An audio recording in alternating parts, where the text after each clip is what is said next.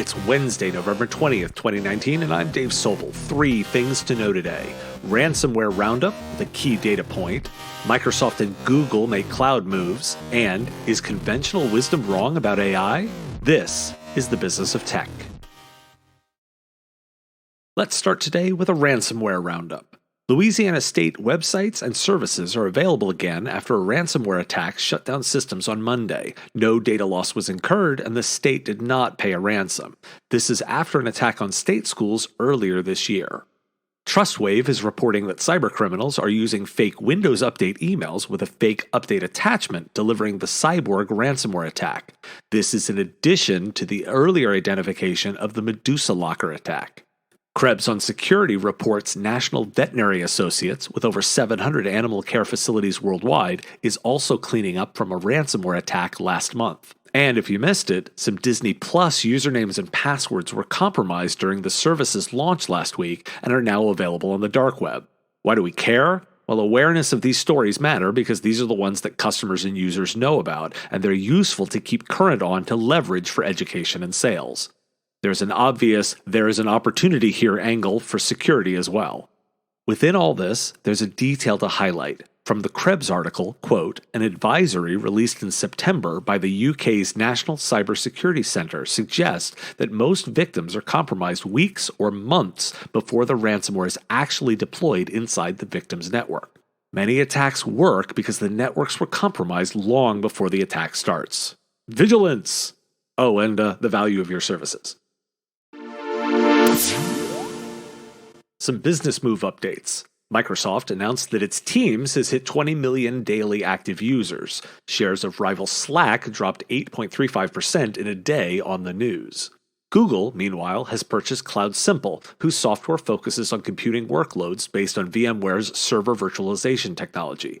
The company had previously received funding from Microsoft. Why do we care? Microsoft clearly wants to maintain dominance with knowledge workers, and their fast moves against Slack are right in line. Office 365 is a juggernaut, and they are willing to make moves to keep rivals out. CloudSimple was more important to Microsoft prior to them making nice with VMware, and as we see from their partnership moves, have deftly moved to embrace a partnership model. Google is trying to catch both Amazon and Microsoft in the cloud markets, and thus this move here further helps position them against their rivals. More data points in the cloud strategy buckets. From MIT Technology Review, quote, conventional wisdom says robotics, artificial intelligence, and automation will radically alter work for blue-collar truckers and factory workers. In fact, white-collar jobs will be affected more, according to a new analysis by the Brookings Institution. Researchers looked at the text of AI patents, then the text of job descriptions, and quantified the overlap in order to identify the kinds of tasks and occupations that are likely to be affected. The analysis says that AI will be a significant factor in the future work lives of managers, supervisors, and analysts, shaking up law firms, marketing roles, publishers, and computer programming. Although white-collar workers are likely to take a significant share of the disruption AI and automation brings, they may find it easier to retrain or find alternative roles, thanks to the fact that they are more likely to live in cities or have college degrees. End quote. Why do we care? The conventional wisdom looks like it's not so wise after all. The impact of AI may be in a much different part of the job market, and that's important in the world of measuring success based on business outcomes.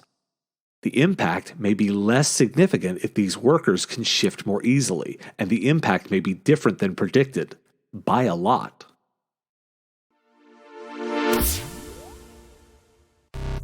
Today's episode was brought to you by the Killing It podcast. Episode 34 is out with a dive into the 4-day workweek study from Microsoft, thinking about work experience before becoming an entrepreneur, and should small IT providers be paying attention to smart cities? 3 hosts, 3 topics, and 1 focus on making money in IT. Catch the show on your favorite podcatcher with links at mspradio.com. Thanks for listening to The Business of Tech. On Thursday morning, you can catch a new video with more data from the CompTIA 2020 IT Industry Outlook Report. Find that on YouTube with links available by following MSP Radio on Facebook, Twitter, and LinkedIn.